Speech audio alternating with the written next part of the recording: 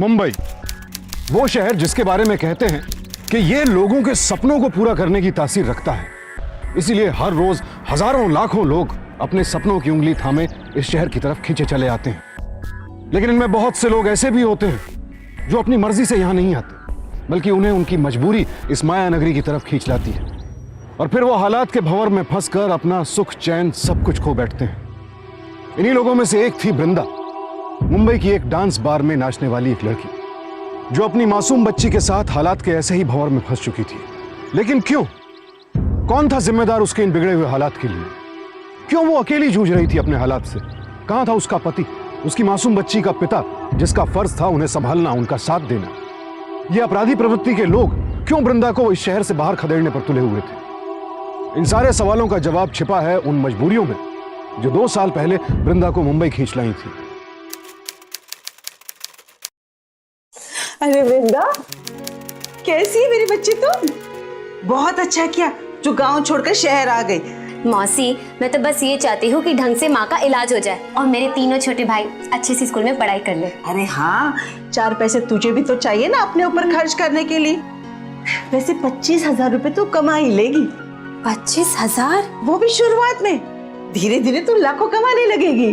क्या काम करना होगा मौसी? बेटा, काम कोई भी हो, तू घबरा मत, तेरा ही फायदा होगा। योगेश है ना, वो तुझे समझा भी देगा और संभाल भी लेगा। क्यों योगेश?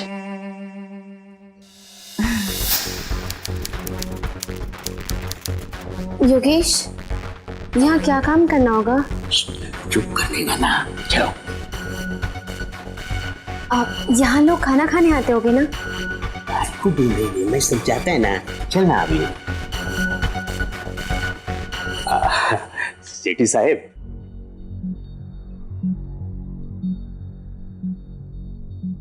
सेठी साहेब, देखा बराबर आए ना?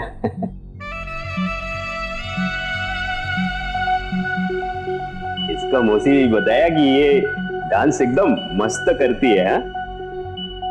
और गाँव घर पे वो दिन त्योहार होता ना भाई, उस पे इसने बहुत डांस वींस किए लाए। अरे म्यूजिक तो बजा, देखिए कैसा डांस करती है। घबराने का नहीं, सभी लोग ही जो अपना इधर। तू बिंदास डांस कर। ये वृंदा, ये वृंदा।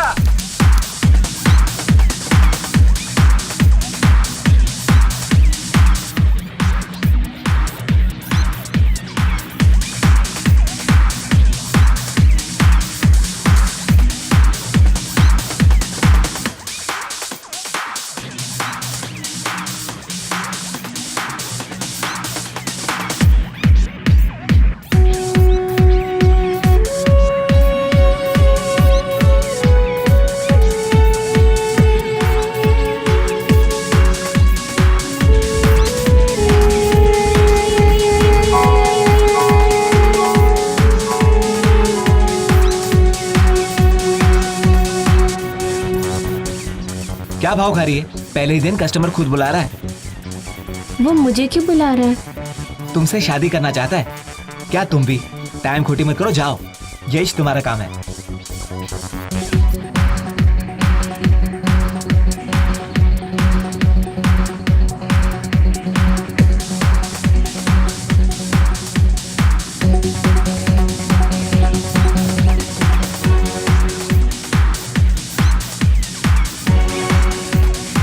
यहाँ पर नहीं हो? नाम क्या है तुम्हारा? वृंदा। वृंदा, नाम तो अच्छा है, लेकिन तुम अच्छा नहीं कर रहे हो, पता है? तुम्हें डांस करना चाहिए, क्योंकि मुझे यकीन है कि जितनी खूबसूरत तुम दिखती हो उतना ही खूबसूरत तुम्हें डांस आता होगा। और तुम जानती हो मैं तुम्हें यह सलाह क्यों दे रहा हूं? क्योंकि अगर तुमने डांस नहीं किया ना तो शेट्टी अन्ना तुम्हें निकाल देंगे।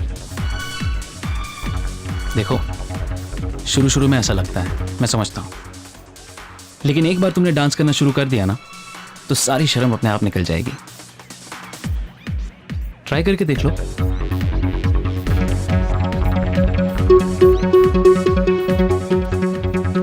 मुंबई में ना जाने कितनी ही लड़कियां अलग अलग वजहों से बार जैसी जिंदगी को अपनी तकदीर बना बैठती हैं। यहां आना जितना आसान होता है उतना ही मुश्किल होता है यहां से वापस अपनी जिंदगी में लौट पाना। लेकिन वृंदा को इस कड़वी सच्चाई का अंदाजा तक नहीं था। उसकी आंखों में तो बस एक ही सपना था, अपनी मां के इलाज और भाइयों की पढ़ाई के लिए पैसे कमाकर वापस गांव लौट जाना। और यही वजह थी कि 5 दिनों तक लगातार बार में आने के बावजूद उसके कदम नाचने के लिए नहीं उठ पा रहे थे।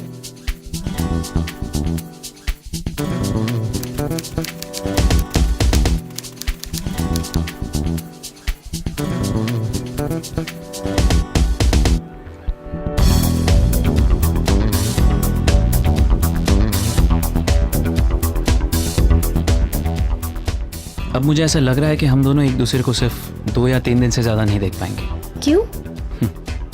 क्योंकि अगर तुम उसी तरह कोने में खड़ी रही तो कौन रखेगा तुम्हें यहाँ पर? या तो तुम यहाँ पर शौक से आती हो, मतलब तुम्हें पैसों की जरूरत नहीं, या तो तुम्हें डांस करना नहीं आता। ऐसी बात नहीं है, डांस करना आता है, मगर यहाँ सब अजीब नजरों से घूरते रहते हैं। अच्छा तो ये बात है। थोड़ी देर के लिए मान लो कि यहाँ पर कोई नहीं है, सिर्फ तुम हो और मैं हूं। अब तो कर पाओगे ना डांस?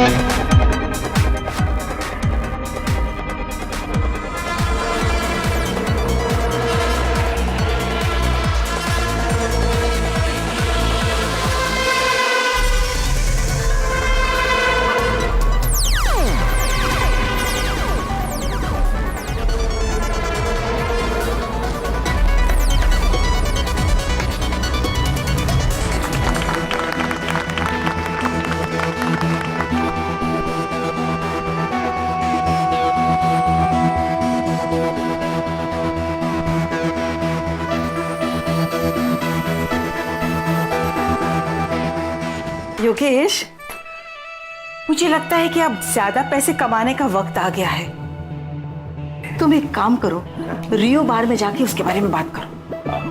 मौसी, तू सपने तो अच्छे देखती है, पर वो बिंद्रा है ना, किसी कस्टमर को हाथ भी नहीं धरने देती, और तू लंबा हाथ मारने की बात करती है, हैं? वो तुम मुझ पे छोड़ दे। अरे वृंदा, बेटी कहाँ चली? ये ले, ये है तुम्हारे पैसे। अब तुम ज्यादा पैसे देखने की आदत डाल लो। अच्छा, तुम्हारे लिए खुशखबरी है। क्या खुशखबरी मौसी?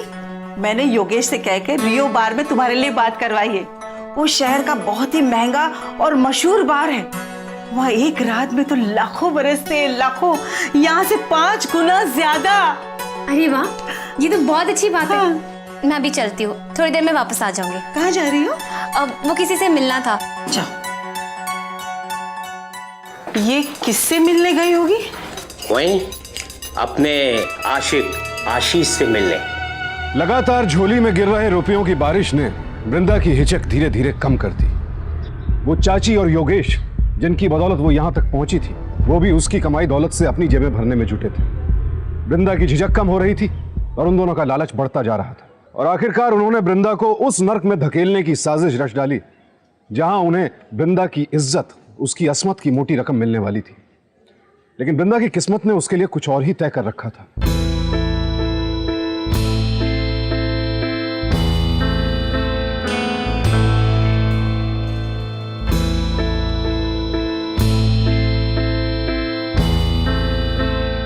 बहुत ठीक है भैया। और बनवाऊं? इतनी बस। अच्छी नहीं लगी? बहुत अच्छी लगी, और अच्छा हो तो मुझे यहाँ ही लेकर आए। वहाँ रेस्टोरेंट में तो बहुत घुटन हो रही थी मुझे। अच्छा अब ये बताओ, तुम्हारी मौसी ने कौन सी बार में बात की है तुम्हारे लिए? हाँ, मौसी कह रही थी कि मैं वहाँ ना 5 गुना ज्यादा कमाऊंगी। अच्छा, बार का नाम क्या है? कोई मशहूर बार है। हाँ, रियो बार। क्या हुआ आशीष? वृंदा, तुम वहां पर कैसे जा सकती हो? क्यों नहीं जा सकती आशीष? क्योंकि वृंदा वो अच्छी जगह नहीं है, और वहां पर क्या है ऐसा जो गलत नहीं होता है। वो भी तो बार ही है ना, जैसे मैं यहाँ डांस करती हूँ वैसे मैं वहाँ डांस करूंगी। और सोचो वहाँ 5 गुना बच्चों ज्यादा। जैसी बातें मत करो वृंदा। रियो बार वालों ने कोई समाज सेवा संस्था नहीं खोल रखी है जो तुम्हारे जैसे जरूरतमंदों को 5 गुना ज्यादा देंगे। और वृंदा जरा सोचो, अगर 5 गुना ज्यादा मिलेंगे तो 5 नए समझौते करने पड़ेंगे तुम्हें शायद किसी के साथ। वृंदा, इतना आसान नहीं है। लेकिन आशीष, मौसी मेरे लिए ऐसा गलत नहीं सोच सकती है। कैसे समझाऊं मैं तुम्हें वृंदा?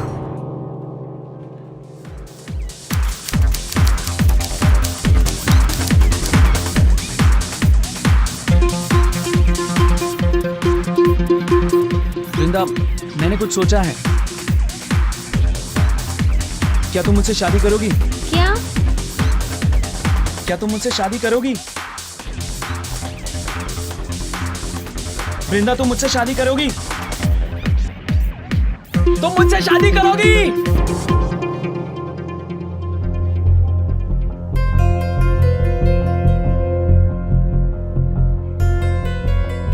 अरे हाँ कर दे। यहाँ पर पैसे फेंकने वाले तो बहुत है, लेकिन दिल फेंकने वाला ये एक ही बंदा है। हाँ कर दे इससे शादी।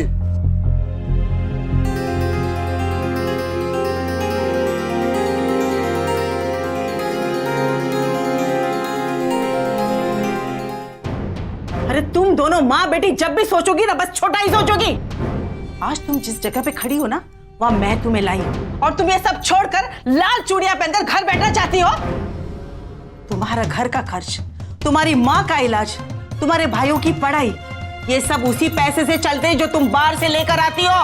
कैसे चलेगा खर्च? मौसी आशीष संभालेगा ना मुझे? आशीष तुमको संभालेगा, मेरा क्या। और उसके बाद तुम घर से बाहर कदम नहीं रखेंगी, और जब भी तुम बाहर जाओगी तो योगेश तुम्हारे साथ जाएगा।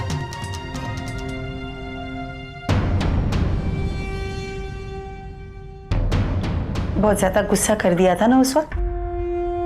कोई बात नहीं, अभी देखना ऐसा अच्छा मेकअप कर दूंगी कि लोग देखते रह जाएंगे। हाँ? अरे अभी क्या ना, 2.5 लाख से कम पे बात नहीं बनेगा। अभी देखो तुमको जमता है ना तो ताबड़तोड़ मेरे को बताने का, नहीं तो मैं दूसरा पार्टी से बात करता है। हाँ अभी जल्दी बताओ।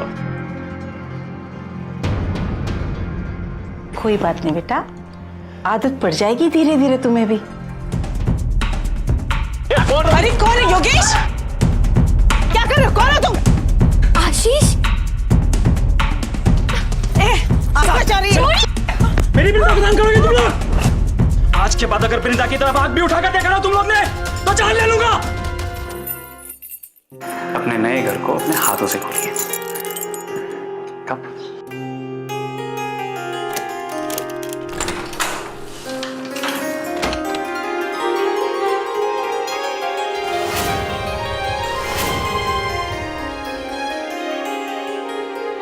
मुझे तो यकीन ही नहीं हो रहा है। थोड़ा सा छोटा है लेकिन एडजस्ट कर लेंगे। छोटे बड़े से मुझे कोई मतलब नहीं है, तुम्हारे दिल में जगह बड़ी होनी चाहिए। वृंदा के लिए यह सब किसी करिश्मे से कम नहीं था। एक सपना जिसे देखने की उसने कभी हिम्मत भी नहीं की थी, आज वो हकीकत बन गया था। बिन मांगी मुराद मिल गई थी उसे। आशीष जैसे इंसान का प्यार, अपना घर, खुशहाल आज और सुरक्षित कल का यकीन, जिंदगी से और क्या मांग सकती थी। देखते ही देखते 1.5 साल बीत गया और फिर वृंदा की जिंदगी में वो मोड़ आया जो एक शादीशुदा औरत के लिए कुदरत की सबसे बड़ी नेमत होती है।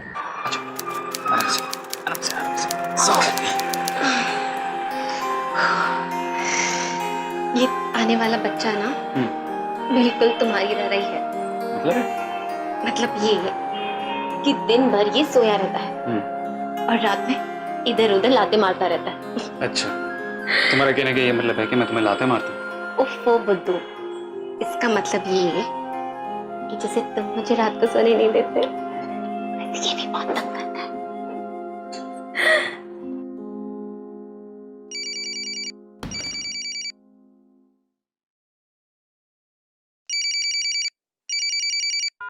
हाँ हेलो।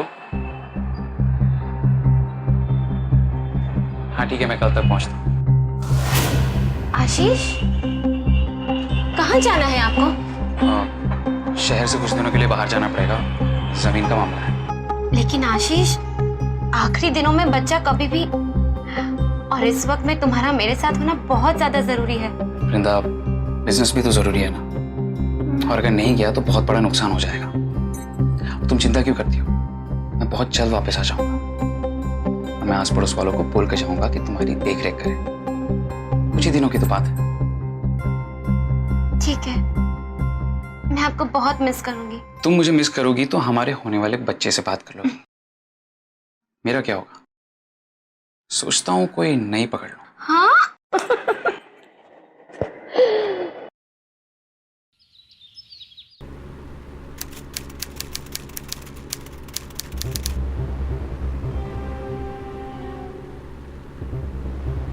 आशीष,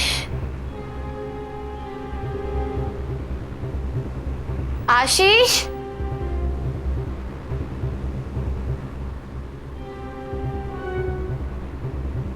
आशीष, आशीष,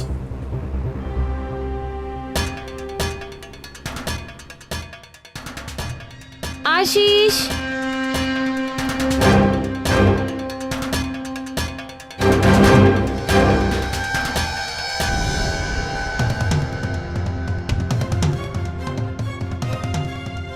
डायल किया गया नंबर इस वक्त पहुंच के बाहर है।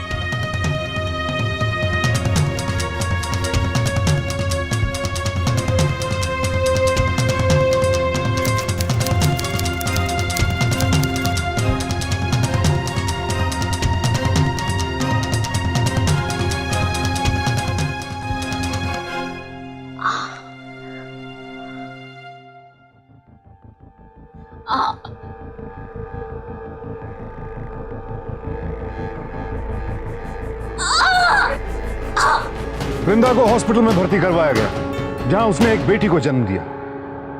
लेकिन बच्चे के जन्म के बाद मां के चेहरे पर जो खुशी होती है, वृंदा के चेहरे से गायब थी। उसके दिमाग में बस एक ही सवाल घूम रहा था कि ऐसे खुशी के मौके पर उसका पति कहां है, उससे बिना मिले क्यों चला गया, उसका फोन क्यों ऑफ आ रहा है। डिस्चार्ज होने के बाद वृंदा ने अपने पति की गुमशुदगी की रिपोर्ट लिखवाई, लेकिन कुछ दिनों बाद कुछ ऐसा हुआ जिसने वृंदा को जड़ से हिला दिया। हेलो आशीष, आशीष आप कहाँ हैं? आप जाते हुए मुझसे मिलकर भी नहीं गए। मैंने कितना फोन ट्राई किया पर कभी लगता ही नहीं था। आपने अपनी तरफ से कभी ट्राई क्यों नहीं किया? आपको पता है क्या, आपको बेटी हुई है। हाँ, आप बाप बन गए हैं। बिल्कुल आप बन ही गई है।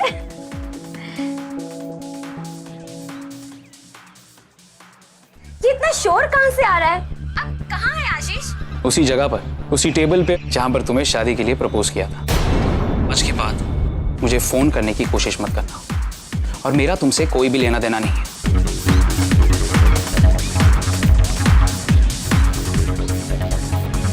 मुझे बता दो, आशीष कहाँ है? जब वो तुझसे कोई रिश्ता ही नहीं रखना चाहता है तो उसके पीछे चक्कर लगाने का क्या फायदा है?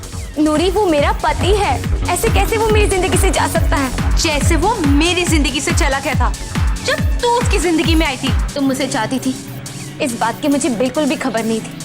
अगर मुझे पता होता तो मैं कभी तुम्हारे और आशीष के बीच नहीं आती। हमारे बीच सब कुछ था वृंदा, सब कुछ। पर तेरे आने के बाद मैं दूसरी बन गई। पर देखो, तू तो आज दूसरे के लाने के लायक भी नहीं रह गई। मैं हाथ जोड़ती हूँ, मुझे आशीष का पता बता दो। अय्याश पति के पीछे भागना बेवकूफी है वृंदा। मैं बेवकूफी सही, मगर उस बच्चे के बारे में तो सोचो। उस बेचारी का क्या कसूर है? क्या उसका इतना भी हक नहीं है कि उसे पता चले कि उसका बाप कौन है? ठीक है,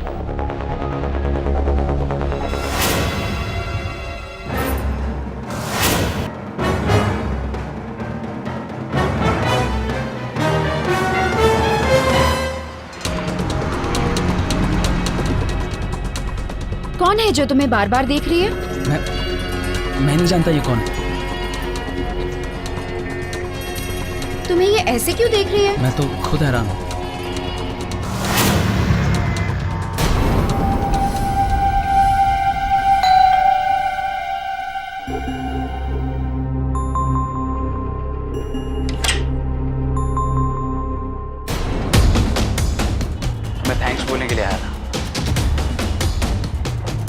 वृंदा, तुमने बहुत समझदारी का काम किया है मेरी नई बीवी को मेरी पुरानी शादी की पोल ना खोलकर।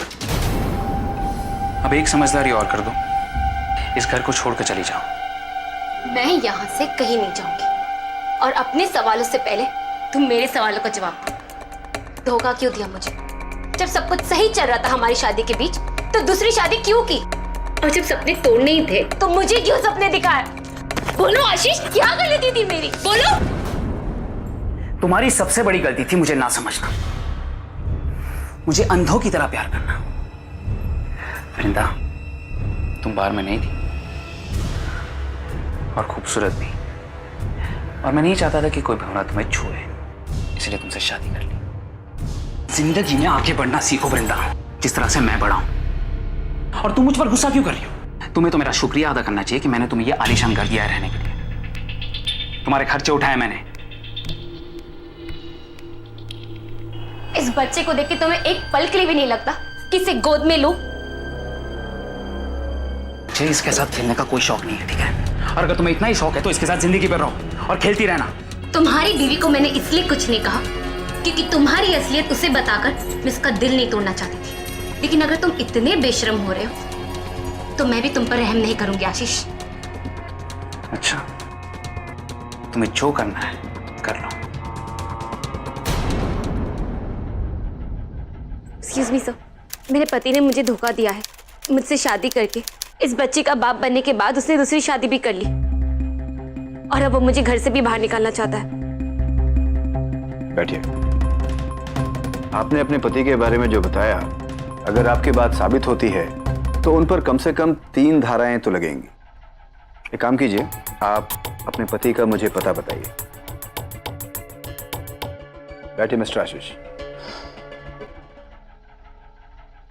वृंदा ने आपके खिलाफ कंप्लेंट दर्ज कराई है कि आपने उससे शादी की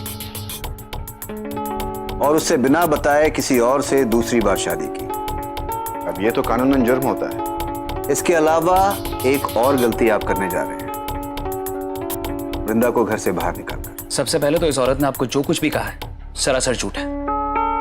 हाँ, मंदिर में हमने छोटे मोटे वादे किए थे, लेकिन इसे ना तो समाज की भाषा में शादी कहा जा सकता है और ना ही कानून की भाषा में। और इंस्पेक्टर साहब, सबसे इंपॉर्टेंट बात, मैं एक बिजनेसमैन हूं, कंस्ट्रक्शन का बिजनेस है मेरा। इस समाज में अभी भी थोड़ी बहुत इज्जत बाकी है, तो मैं क्यों एक बार डांसर से या नाचने वाले से शादी करूंगा? आपके पास इनसे शादी करने का कोई प्रूफ है? आई मीन मैरिज सर्टिफिकेट या कोई दूसरा प्रूफ? सर, इस बच्चे से बड़ा प्रूफ और क्या हो सकता है?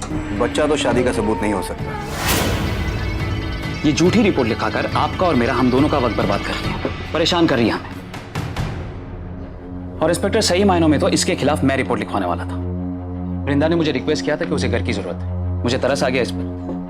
मैंने कुछ दिनों के लिए वृंदा को अपना घर रहने के लिए दे दिया, और अब जब मुझे पैसों की जरूरत है, जब मैं वो घर बेचना चाहता हूं, तो वृंदा वो घर खाली नहीं कर रही। इंस्पेक्टर, शायद इसके पास अपनी झूठी शादी का सबूत ना हो, लेकिन मेरे पास उस घर के सारे कागजात हैं। देखिए मिस वृंदा, इस मामले में मैं आपकी कोई मदद नहीं कर सकता, और मिस्टर आशीष का घर तो तुम्हें लौटाना ही होगा।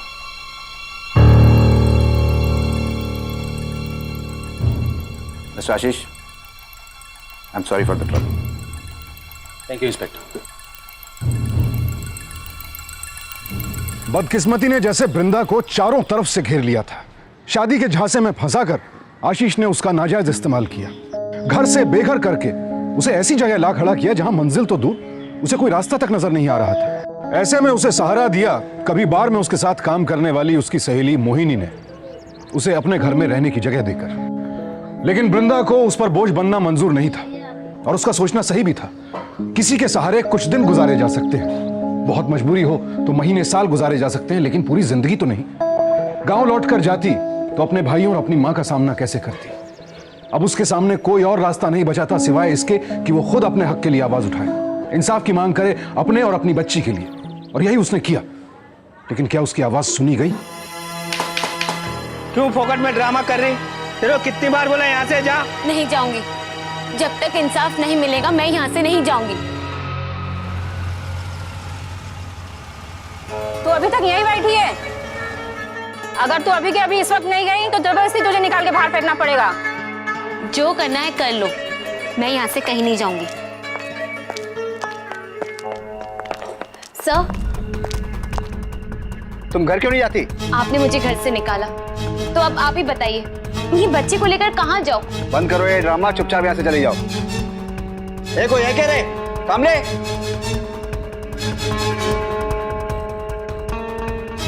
अरे ये औरत काफी समय से यहाँ बैठी है, लगता है कंप्लेन कराना चाहती है, लेकिन कोई सुन नहीं रहा है। कौन हो तुम बेटा? मेरी उम्र गुजर गई है औरतों के केसेस लड़ते लड़ते। जवान, बूढ़ी, अमीर, गरीब, सभी तरह के औरतों के लिए मैं केसेस लड़ चुकी हूँ, लेकिन तुम्हारा केस कुछ अलग है, उलझा हुआ है। आशीष जिसके घर में तुम रह रही थी, उस घर का कोई भी बिल, कोई भी एग्रीमेंट तुम्हारे नाम नहीं है। आपने जो कुछ भी कहा सब सच है, मगर मेरे लिए सबसे बड़ा सच ये बच्चा है। बस आशीष इसकी जिम्मेदारी ले, इस बच्चे को उसका हक मिले। कानूनी कार्रवाई होने में वक्त और पैसा दोनों लगेंगे। ये केस मैं तुम्हारे लिए फ्री में लड़ भी लूं, फिर भी कुछ तो पैसे चाहिए ना। इस महिला वकील से मिलने के बाद वृंदा को पता चला कि जिस पति पत्नी के रिश्ते की दुहाई देकर वो इंसाफ की मांग कर रही थी, वो रिश्ता तो कभी बना ही नहीं था। न आशीष उसका पति था, न वो उसकी पत्नी। जिस रिश्ते के धोखे में उसने अपनी जिंदगी का 1.5 बरस गुजार दिया, उसे लिव इन रिलेशनशिप कहते हैं। लिव इन रिलेशनशिप एक ऐसा रिश्ता जहां एक पुरुष और स्त्री आपसी रजामंदी से बिना शादी किए, बिना एक दूसरे की जिम्मेदारी उठाए, बिना कसमें वादे खाए एक दूसरे के साथ रहते हैं, ताकि एक दूसरे को अच्छी तरह जान सके, समझ सके और यह यकीन हो जाए कि वो एक दूसरे के साथ एक अच्छी जिंदगी बिता सकते हैं। अगर सब कुछ ठीक रहता है तो वो शादी के बंधन में बन जाते हैं, वरना बिना किसी शिकवा शिकायत अपनी अपनी अलग राह पर चल पड़ते हैं। लेकिन इसमें महिला और पुरुष दोनों की रजामंदी शामिल होती है। लेकिन वृंदा के साथ ऐसा नहीं हुआ था। आशीष ने उसे धोखा दिया था। लेकिन अब जबकि यह बात साफ हो चुकी थी कि उसके और आशीष के बीच में कभी कोई रिश्ता था ही नहीं, तो फिर हक का सवाल कैसे पैदा होता है? मेरी खांसी बहुत बढ़ गई है, अभी सांस लेने में बहुत तकलीफ होती है। इलाज के पैसे भी तो नहीं है ना। मैं तो सोच रही हूँ कि तीनों बेटों को स्कूल से निकाल दूं। इसके पैसे नहीं है मेरे पास। नहीं नहीं माँ, ऐसा मत करना, बस थोड़ी हिम्मत रखिए, मैं जल्दी आपके पास पैसे भेजूंगी और फिर सब ठीक हो जाएगा, कोई दिक्कत नहीं होगी। तमाम परेशानियों और मुश्किल हालात के बावजूद वृंदा ने अपने लिए हक की जंग छेड़ी। लेकिन उसके सामने सिर्फ यही एक चुनौती नहीं थी, अपना और अपनी बेटी का पेट पालने के अलावा अपने परिवार को संभालना, उनकी जरूरतों को पूरा करना भी उसी की जिम्मेदारी थी और इसके लिए पैसों की जरूरत थी। लिहाजा उसे मजबूरन एक बार फिर उसी रास्ते पर अपने कदम बढ़ाने पड़े जहां से उसने इस सफर की शुरुआत की।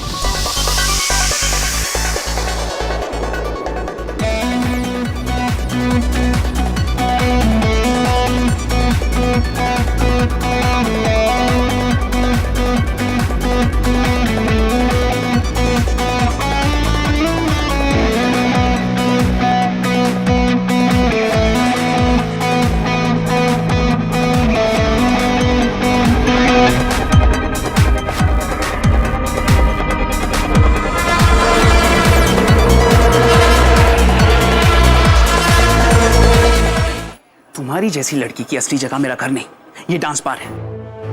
मेरी बीवी कहलाने से अच्छा है कि लोग तुम्हें एक बार डांसर ही कहें। तुम्हारी तो इतनी भी औकात नहीं। छोड़ मुझे, छोड़। तुझे तेरी औकात याद दिलाकर रहूंगा मैं।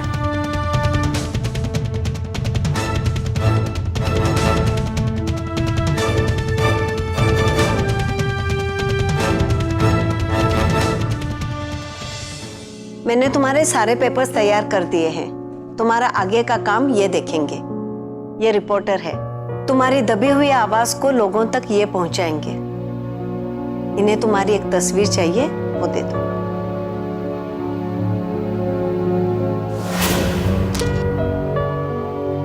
वृंदा के जो कदम रात को बार में थिरकते, वही सुबह होते कोर्ट कचहरी के चक्कर लगाने लगते। यह सिलसिला 6 महीनों तक चला, लेकिन वृंदा ने हिम्मत नहीं हारी और आखिरकार उसकी जिद रंग लाने लगी। आशीष ने सोचा था कि उसकी शिकार हुई बाकी लड़कियों की तरह वृंदा भी चुप रहेगी और गुमनामी के अंधेरों में कहीं खो जाएगी, लेकिन ऐसा नहीं हुआ। अब आशीष को वृंदा से डर लगने लगा था। जिस तरह से मुझे अपनी कहानी सुनाई थी ना, बस उसी तरह से जैसा आपके सामने सब कुछ सच सच बताना।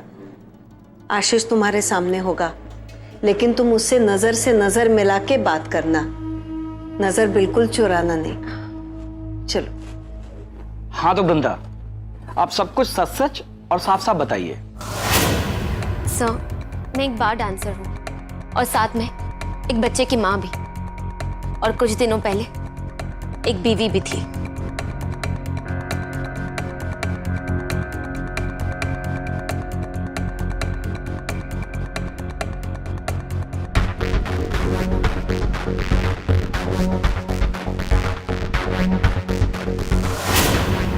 वृंदा और आशीष, मैंने आप दोनों की बातें सुनी। इट अपीयर्स टू मी कि आशीष और वृंदा, इन दोनों के बीच में जो कुछ भी था उसे शादी नहीं कहा जा सकता। लेकिन जब दो वयस्क अपनी मर्जी से एक दूसरे के साथ रहते हैं तो ये लिव इन रिलेशनशिप कहलाता है, रजामंदी है। लेकिन जब लिव इन रिलेशनशिप में रहते रहते वक्त ज्यादा हो जाए तो पार्टनर और उसके बच्चे का खर्चा उठाने की जिम्मेदारी बराबर से बनती है। इसलिए इन सारी बातों को मद्देनजर रखते हुए यह अदालत ये फैसला सुनाती है कि मिस्टर आशीष वृंदा को 25,000 रुपए महीने का खर्चा देंगे, और जब तक वृंदा अपने रहने का इंतजाम कहीं और नहीं कर लेती तब तक मिस्टर आशीष उसे घर से नहीं निकाल सकते। पर सर, ऐसा करने से मेरा client. No argument, decision is final. Sir, मैं एक और बात कहने की इजाजत चाहती हूँ। कहिए। सर, आशीष ने ऐसा सिर्फ मेरे साथ ही नहीं बल्कि एक और लड़की के साथ किया है जिसे मैं बहुत अच्छी तरह से जानती हूँ। वो उसी डांस बार में काम करती है जहाँ मैं काम करती हूँ। उसका नाम नूरी है। नूरी के बारे में जो भी फैसला लिया जाएगा वो नूरी की दलीलों को सुनने के बाद ही लिया जाएगा।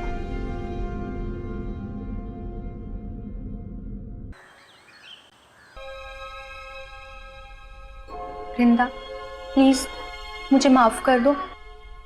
मैंने तुम्हारे साथ बहुत गलत किया। तुमने तो सिर्फ मेरे हक की बात की। प्लीज वृंदा, मुझे माफ कर दो। तुम मुझे शर्मिंदा कर रही हो। मैंने वही किया जो एक औरत होने के नाते मुझे दूसरी औरत के लिए करना चाहिए। आशीष ने तुम्हें धमकाया तो नहीं? नहीं, बल्कि वो तो हर महीने मुझे अब 15,000 रुपए खर्चे के देगा और मेरे सारे छोटे बड़े खर्चे निकल जाएंगे। मैं तो तुम्हें यहाँ ये बताने आई थी कि मैं सब कुछ छोड़कर अपने घर जा रही हूँ। वहाँ जाकर कोई भी छोटा मोटा काम कर लूँगी तो 15,000 के अलावा और भी पैसे कमा लूँगी। वृंदा, मुझे समझ में नहीं आ रहा मैं तुम्हारा शुक्रिया कैसे अदा करूँ। अक्सर लोग कानूनी लड़ाई से डरते हैं क्योंकि वो अपने अधिकारों और उनकी रक्षा के लिए बने कानूनों के प्रति जागरूक नहीं होते हैं। शायद इसीलिए अन्याय बर्दाश्त करते हैं। लेकिन वृंदा ने ऐसा नहीं किया। उसने हिम्मत दिखाई अन्याय के खिलाफ आवाज उठाने की, और अदालत ने वृंदा और आशीष के रिश्ते को लिव इन रिलेशनशिप के दायरे में रखते हुए वृंदा के हक में फैसला सुनाया। वृंदा की इसी हिम्मत की बदौलत उसके साथ उसी बार में काम करने वाली नूरी को भी इंसाफ मिला। आशीष जैसे लोग सोचते हैं कि अलग से कोई कानून ना होने की वजह से वो लिव इन रिलेशनशिप में मिलने वाली आजादी का फायदा उठाकर किसी भी लड़की की जिंदगी से खिलवाड़ कर सकते हैं, लेकिन कम से कम अब तो उन्हें समझ जाना चाहिए कि ऐसा नहीं है। इस रिश्ते की शुरुआत करने वाले हर इंसान को, फिर वो चाहे पुरुष हो या स्त्री, इससे जुड़े हर पहलू की अच्छी तरह से जानकारी कर लेनी चाहिए। हमारी कानून व्यवस्था में शादी के रिश्ते की तरह लिव इन रिलेशनशिप के लिए अलग से कोई एक्ट नहीं है, लेकिन एक अरसा साथ में गुजारने के बाद कानून ऐसे रिश्ते में लड़की को वही अधिकार देता है जो किसी शादीशुदा महिला को मिलते हैं। मसलन अगर कोई पुरुष एक लंबे अरसे तक साथ रहने के बाद इस रिश्ते को खत्म करना चाहे तो उसे आईपीसी के सेक्शन 125 के तहत महिला को मासिक भत्ता देने के लिए मजबूर किया जा सकता है।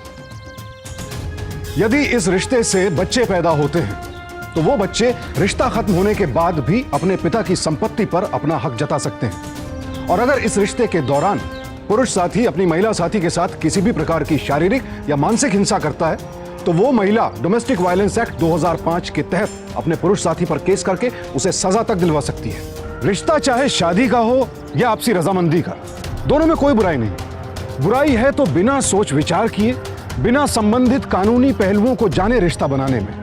अगर वृंदा आशीष पर मैरिज सर्टिफिकेट के लिए जोर डालती अगर उसके घर में रहकर अपने नाम से किसी भी बिल के भुगतान की डिटेल्स रखती तो उसकी लड़ाई आसान हो जाती। हमारा मकसद है आपको सावधान करना, लेकिन सावधानी बरतनी तो आपको ही पड़ेगी। समस्या को निमंत्रण देकर उसका समाधान ढूंढने से बेहतर तो है कि सतर्क रहें, सावधान रहें। इसी उम्मीद के साथ मैं सुशांत सिंह आपसे विदा लेता हूं। कल फिर मुलाकात होगी ऐसी एक और बेमिसाल सच्ची कहानी के साथ। देखते रहें सावधान इंडिया, 100 दिन 100 फाइट बैक्स। तो सावधान